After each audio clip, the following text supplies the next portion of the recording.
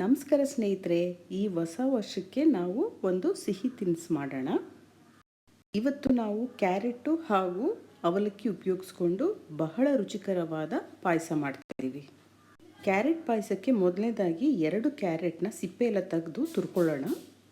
ಇದರ ಜೊತೆ 1 ಕಪ್ಪಷ್ಟು ಹಸಿ ಕಾಯಿ ತುರಿ ತಗೊಬೇಕು. ಹಸಿ ಪದಾರ್ಥ ನಂತರ ಈಗ ಗಟ್ಟಿ ಪದಾರ್ಥ. ಇವಾಗ 1 ಕಪ್ಪಷ್ಟು ಗಟ್ಟಿ ಅವಲಕ್ಕಿ ತಗೊಂಡು ಸ್ವಲ್ಪ ಮೀಡಿಯಮ್ ಹೀಟ್ನಲ್ಲಿ ಇದನ್ನು ಫ್ರೈ ಮಾಡ್ಕೊಳ್ಳಿ. ಫ್ರೈ ಮಾಡಿರೋಂಥ ಗಟ್ಟಿ ಅವಲಕ್ಕಿನ ಮಿಕ್ಸಿ ಜಾರ್ಗೆ ಹಾಕಿ ಪುಡಿ ಮಾಡ್ಕೊಳ್ಳಿ. ಇದು ಒಂದು ಬನ್ಸಿ ರವೆ, ಅದಕ್ಕೆ ತರ್ತರಿಯಾಗಿ ಪುಡಿ ಮಾಡ್ಕೊಬೇಕಾಗತ್ತೆ. ಪಾಯಸಕ್ಕೆ ಬೇಕಾಗಿರೋ ಎಲ್ಲ ತಯಾರಿಯಾಗಿದೆ. ಇವಾಗ ಪಾಯಸ ಶುರು ಮಾಡೋಣ. ಹೇಗೆ ಮಾಡೋದು ಅಂತ, ಒಂದು ಪ್ಯಾನ್ನಲ್ಲಿ 2 ಚಮಚದಷ್ಟು ತುಪ್ಪ ಹಾಕಿ, ತುಪ್ಪ ಕಾಯ್ದಿರೋದ ನಂತರ ತುರಿದಿರೋ ಅಂಥ ಕ್ಯಾರೆಟ್ನ ಹಾಕಿ ಲೈಟಾಗಿ 2ರಿಂದ 3 ನಿಮಿಷದವರೆಗೂ ಫ್ರೈ ಮಾಡ್ಕೊಬೇಕು. ತುಂಬ ಜಾಸ್ತಿ ಏನು ಫ್ರೈ ಮಾಡೋದು ಬೇಡ. ತುಪ್ಪ ಘಮ ಎಲ್ಲ ಒಂದು ಸ್ವಲ್ಪ ಕ್ಯಾರೆಟ್ಗೆ ಸೇರೋವರೆಗೂ ಒಂದು ಸ್ವಲ್ಪ ಫ್ರೈ ಮಾಡಿ ನಂತರ ಒಂದು ಪ್ಲೇಟಿಗೆ ಎತ್ತಿಟ್ಕೊಳ್ಳೋಣ. ಇದರ ಜೊತೆನೇ ಹಸಿ ಕಾಯಿ ತುರಿ 1 ಕಪ್ ತೊಗೊಂಡಿದ್ದೀವಲ್ಲ, ಅದೆರಡು ಮಿಕ್ಸ್ ಮಾಡಿ ಮಿಕ್ಸಿ ಜಾರ್ಗೆ ಹಾಕಿ ಅದನ್ನು ರುಬ್ಕೊಬೇಕು. ನಂತರ ಪ್ಯಾನ್ಗೆ 2 ಚಮಚ ತುಪ್ಪ ಹಾಕಿ ನಾವು ಆವಾಗಲೇ ಗಟ್ಟಿ ಅವಲಕ್ಕಿನ ತರ್ತರಿಯಾಗಿ ಪುಡಿ ಮಾಡ್ಕೊಂಡಿದ್ದೀವಲ್ಲ, ಆ ಪುಡಿನ ಈಗ ತುಪ್ಪದಲ್ಲಿ ಹುರ್ಕೊಬೇಕು.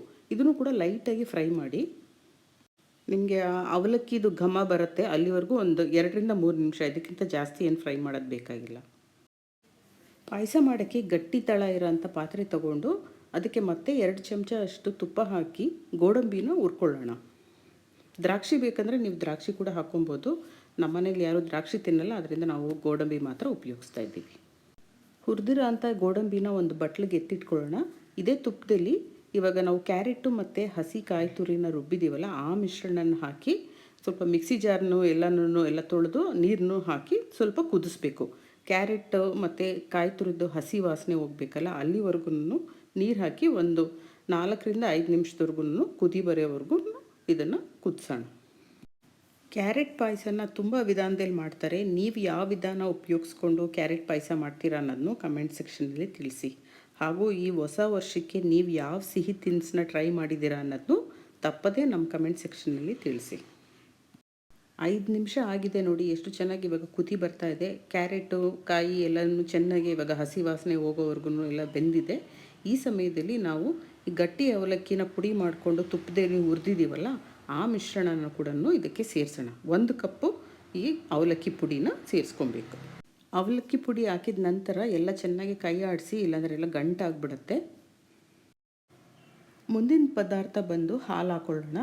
ನಾವು ಅವಲಕ್ಕಿ ತೊಗೊಂಡಿದ್ದೀವಲ್ಲ, ಅದೇ ಕಪ್ಪಳದಲ್ಲಿ 2.5 ಕಪ್ ಆಗೋಷ್ಟು ಹಾಲು ಹಾಕೊಬೇಕು. ಕಾಯಿಸಿರೋ ಅಂಥ ಹಾಲೇ ಉಪಯೋಗಿಸ್ಕೊಳ್ಳಿ. ಹಾಗೂ ಹಾಲು ಹಾಕಿದ ನಂತರ ಮತ್ತೆ ಎಲ್ಲನೂ ಚೆನ್ನಾಗಿ ಬಾಡಿಸ್ಬೇಕಾಗತ್ತೆ. ಪಾಯಸದ್ದು ಕನ್ಸಿಸ್ಟೆನ್ಸಿ ನೋಡ್ಕೊಳ್ಳಿ. ತುಂಬ ಹಾಲು ಹಾಕೋಕ್ಕೆ ಹೋಗಬೇಡಿ, ಅಥವಾ ಸ್ವಲ್ಪ ನೀರು ಕೂಡ ಸೇರಿಸ್ಬೇಡಿ. ಸ್ವಲ್ಪ ಗಟ್ಟಿ ಇದ್ರೇ ಇದು ರುಚಿ ಚೆನ್ನಾಗಿರುತ್ತೆ. ಮುಂದೆ ನಾವು ಸಕ್ಕರೆ ಕೂಡ ಹಾಕ್ತೀವಲ್ಲ, ಆಗ ತೆಳು ಬರೋ ಚಾನ್ಸಸ್ ಇದೆ. ನೋಡಿ, ಈ ಹದದಲ್ಲಿದ್ದರೆ ಇದು ಪರ್ಫೆಕ್ಟ್ ಕನ್ಸಿಸ್ಟೆನ್ಸಿ. ಇವಾಗ ರುಚಿಗೆ ಸಕ್ಕರೆ ಸೇರಿಸೋಣ. ನಿಮಗೆ ಸಿಹಿ ಎಷ್ಟು ಬೇಕು ಅಂತ ನೋಡಿಕೊಂಡು ಅದಕ್ಕೇನೆ ಸಕ್ಕರೆನ ಸೇರಿಸ್ಕೊಳ್ಳಿ. ಎಷ್ಟು ಸುಲಭ ಇದೆ ಅಲ್ವಾ ನೋಡಿ ಸ್ನೇಹಿತರೆ ಈ ಪಾಯಸ ಮಾಡೋದು. ಹಾಗೂ ನೋಡಿ, ಕ್ಯಾರೆಟ್ ಪಾಯಸಕ್ಕೆ ನಾವು ಬರೀ ಕ್ಯಾರೆಟ್ ಉಪಯೋಗಿಸದೆ ಅದರ ಜೊತೆ ಹಾಲು ಹಾಕಿದ್ದೀವಿ, ಹಸಿ ಕಾಯಿ ತುರಿ ಹಾಗೂ ಅವಲಕ್ಕಿನೂ ಉಪಯೋಗಿಸ್ಕೊಂಡಿದ್ದೀವಿ. ಆದ್ದರಿಂದ ರುಚಿ ಕೂಡ ಅದ್ಭುತವಾಗಿರುತ್ತೆ. ಕೊನೆಯದಾಗಿ ಸಕ್ಕರೆ ಎಲ್ಲ ಕರಗಿದ ನಂತರ ಸ್ವಲ್ಪ ಏಲಕ್ಕಿ ಪುಡಿ ಹಾಗೂ ಜಾಯಿಕಾಯಿ ಪುಡಿ ಹಾಕೋಣ. ಜಾಯಿಕಾಯಿನ ತುರಿದು ಒಂದು ಸ್ವಲ್ಪ ಹಾಕಿ, ರುಚಿ ಅದ್ಭುತವಾಗಿರುತ್ತೆ. ಜಾಸ್ತಿ ಹಾಕೋದು ಬೇಡ, ತುಂಬ ಸ್ಟ್ರಾಂಗ್ ಇದೆ ಫ್ಲೇವರು. ಸ್ವಲ್ಪ ಹಾಕಿದ್ರೆ ಸಾಕು. ಫ್ರೈ ಮಾಡಿರೋಂಥ ಗೋಡಂಬಿನೂ ಸೇರಿಸಿ ಅದರ ಜೊತೆ ಒಂದು 2 ಚಮಚ ತುಪ್ಪ ಹಾಕಿ. ಅದ್ಭುತವಾದ ಕ್ಯಾರೆಟ್ ಅವಲಕ್ಕಿ ಪಾಯಸ ತಯಾರಾಗಿದೆ.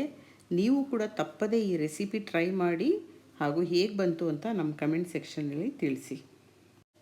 ಎಲ್ಲರಿಗೂ ಹೊಸ ವರ್ಷದ ಹಾರ್ದಿಕ ಶುಭಾಶಯಗಳು. ಹಾಗೂ ನಿಮ್ಮ ಜೀವನ ಕೂಡ ಇಡೀ ವರ್ಷ ಹೀಗೆ ಸಿಹಿಯಾಗಿರಲಿ ಅಂತ ನಾವು ಬಯಸ್ತೀವಿ.